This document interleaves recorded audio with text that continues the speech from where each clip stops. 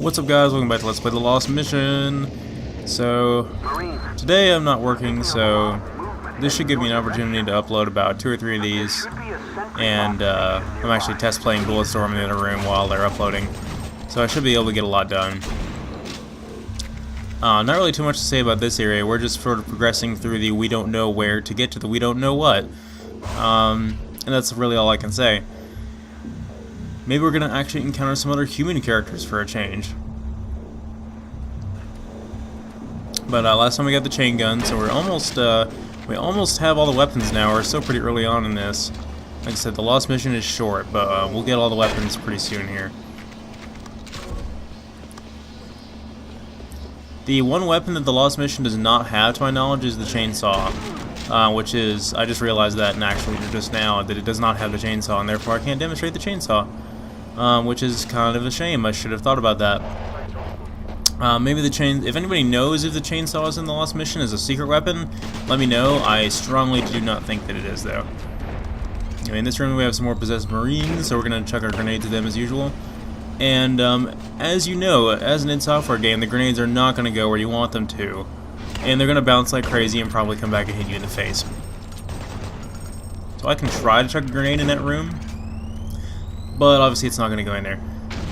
You can clearly see that there is no glass in those windows. That's how he's able to shoot us through it, but getting a grenade to land in that big open area there is like trying to thread a needle apparently in this game. So we're just going to kill him the old-fashioned way.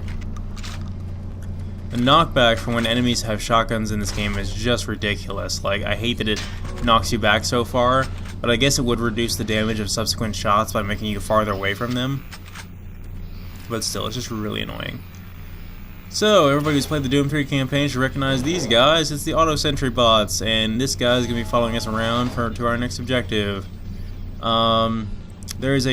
These guys are scripted in this game, and there is a fixed location that they're going to try to get to. It's a fixed destination, but they're also going to stop to fight enemies along the way.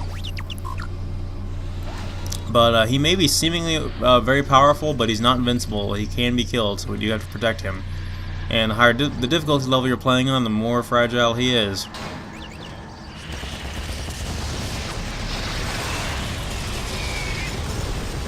Now, if he does get killed, you can always, I think you can go back and get another one, or you can just continue on. I really don't think you have to have him for this part in the Lost Mission. The other times when you have to escort them, I think you might have to have them to get them to unlock a certain door for you.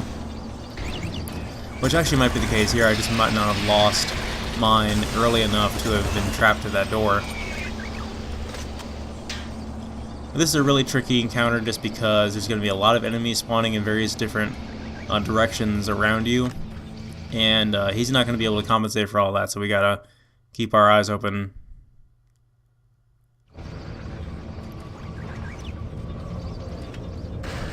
And it's going to be the classic Doom 3 trope of enemies spawning behind you again. Wow, how did that not kill him? And I just got shot by one of the sentry bot that actually did not do very much damage. Well, that was a pathetic attempt at dodging that. Now, he can handle himself very well against those imps. The imps do not have a fast enough attack rate, really, to deal a lot of damage to them.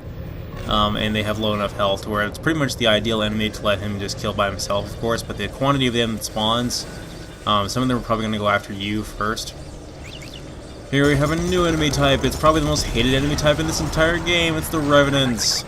The Revenants in the original Doom pretty much started, or the original Doom 2 rather, pretty much started the horrible trend that is even worse in this game, known as the homing rockets. Everybody hates the homing rockets, especially me. They're impossible to dodge. Sometimes you can shoot them down, but they just follow you indefinitely and cause loads of splash damage and are just overall just insanely overpowered. They weren't really that... I don't hate them nearly as much as I hate the Archviles in the original Doom 2, but in this game they are, to me, much more threatening than the Archviles are. So in Doom 3 specifically, they're probably my most hated enemy next to these guys! Freaking commandos.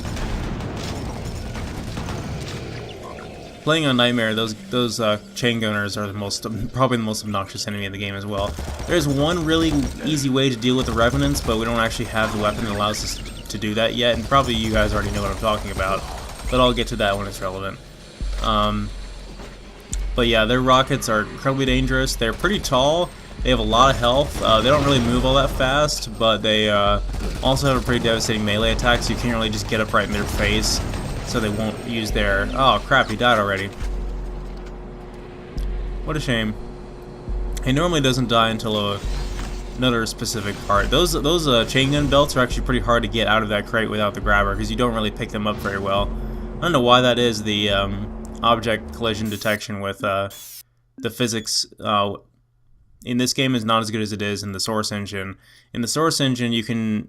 the physicsy ammo pickups, they still move around the environment, but you pick them up, you know if you're going to be able to pick them up as soon as you touch them, even if they're in like a crate or something. In this game, however, not so much. They're still physicsy, but they're a little bit harder to get that detection. Ooh, we just one-shot a Revenant with our double-barrel shotgun. They have just enough health where you usually can't do that, but I think that was at the point-blank range with them, so I managed to pull it off. But yeah, like I said, sometimes you can shoot down those rockets, but there's only really one weapon that allows us to do that effectively, and we don't have it yet. Let me go back and get the rest of this health. It's good to remember where those health stations are for those type of situations.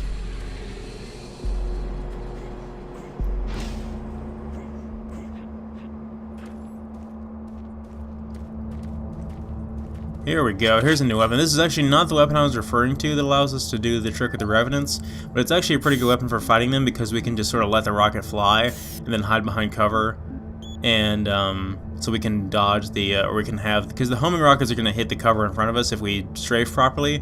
We can also strafe in a way that causes them to loop around us and then collide into an object, or start circling around us in a worst case scenario. But it's difficult, it's not foolproof, and if they start circling around you, you're kind of screwed anyway. So let's demonstrate the rocket launcher. The rocket launcher behaves much more similarly to how it does in the previous two Doom games than how it does in the Quake series. It behaves a lot like it does in Quake 2, but not really how much it does in Quake 4, really. They changed a lot from this game to Quake 4. Now, here's some Cacodemons. I don't know if I've introduced the Cacodemons yet in Lost Mission. I don't believe I have. But they were a large enemy that floated in the air in the previous game. There you go, there's an example of shooting down their rockets. But this beam right here really helps to get some object between you and it. But if you thought that was the worst the Lost Mission had to offer, you have no idea. We are in for a treat, ladies and gentlemen. Meet the fiercest enemy in the entire game, the Hell Knight. Oh crap, there's two of them? Yeah, the rocket launcher is really going to be our best bet against these guys. Their projectiles do a crap ton of damage. We can still pick up their projectiles with the grabber. It's just they have such a high arc when they launch them that it's really dangerous. Oh crap, a Revenant too. I am so screwed. If I take one hit from that Hell Knight, I am dead. And the game is saving. Thanks a lot, game. This is going to be really tricky, I'm not going to lie. That was close. Either one of these guys can kill me with one hit if they so choose. Come on, come on. Yeah! That's how it's done. Alright, come here, big boy. Let's dance. Surprised you can fit through the doorway. Wow, that was close. That was pretty skilled, guys. I'm not gonna lie. I am very proud of myself for that one. I was never this good at the original Xbox version, probably just because the controls were not nearly as good as this version. So if anything, that alone to me sells the BFG edition. All by itself is just the fact that they tuned up the controls a little bit, and it's like a million times more playable.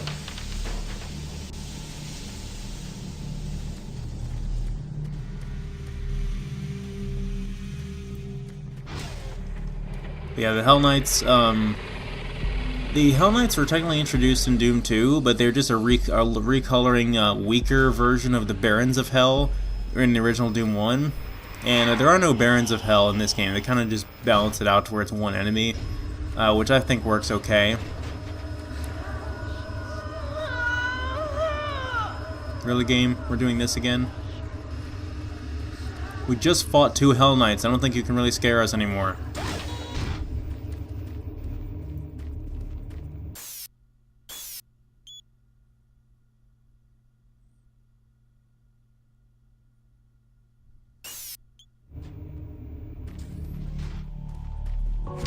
Get some much needed supplies here.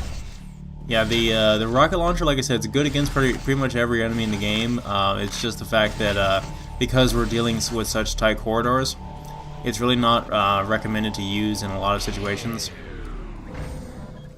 So that main room where we fought the Hell Knights and that Revenant, there's an elevator there, but the elevator's not powered on, so we're going to go ahead and take the power cell out of the lights in here and make it dark. See, knowing where the enemies are going to spawn really helps in this game, because if you can get up to their spawn point quickly enough and just blast them away like that, then they really don't even have a chance.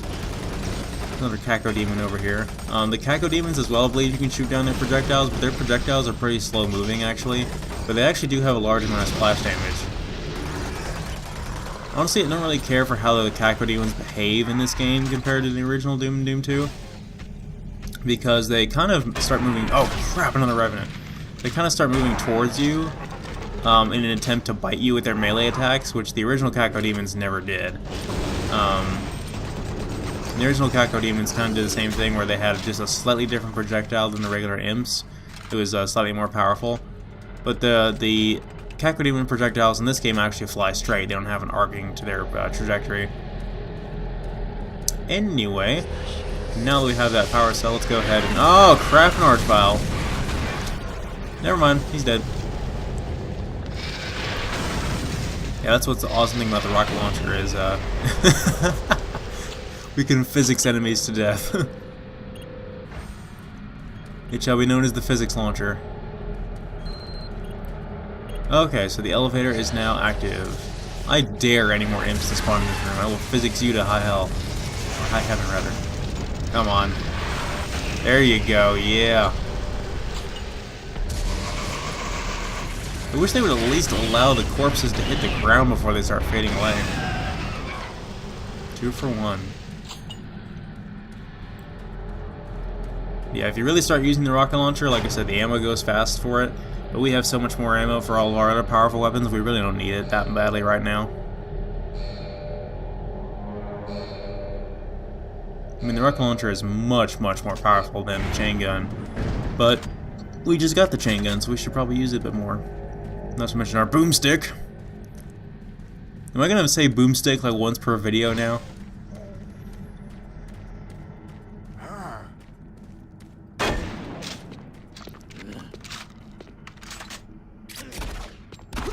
It just doesn't stop being good. And it never will.